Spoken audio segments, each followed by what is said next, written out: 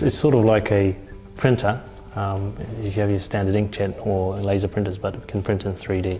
So it's this technology that's been sort of used where we can build up 3D models and out of different materials. The main one at the moment is sort of plastic materials, but they are becoming more available in metal and all sorts of different materials that you can print out of. 3D printing's been around for quite a fair amount of time. I mean, the notion of 3D printing goes all the way back to icing cakes and probably before then. It's exactly the same concept to just an extreme. And 3D printing has really taken off recently, mostly because of a decrease in the price of the units and people understanding what they can actually achieve with 3D printing.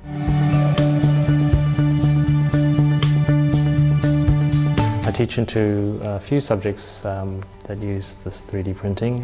Solid modelling is probably one of the main ones. And then there's also the very specific robotics or mechatronics major that I teach into.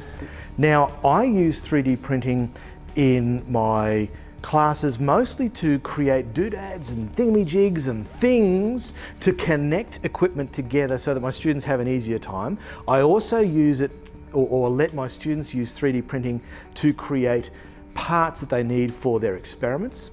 And I also use 3D printing to create all the really weird and wacky camera rigs that I then use in my learning and teaching recording projects.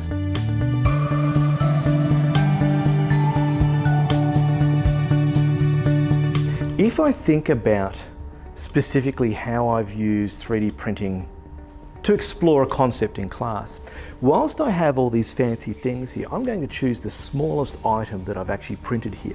And it's this little item here. This is, to most people it just looks like a bit of a flower.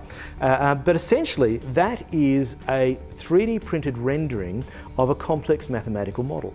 And so we are having difficulty with students understanding the basic concept of what this mathematical function was. And we just started printing them. So we just basically said, well, if you don't quite understand, if you can't formulate that vision in your head, let's put it through a computer package, let's model it and print it.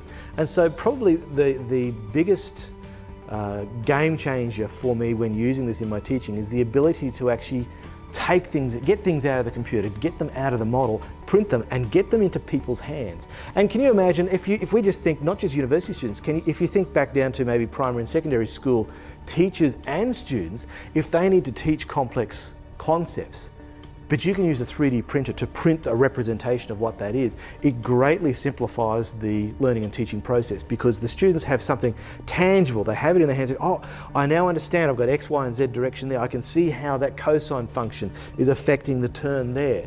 And it lets them formulate, because all of us are tactile people. We like to hold things. It helps you understand complex, abstract concepts if you can bring them out into the real world.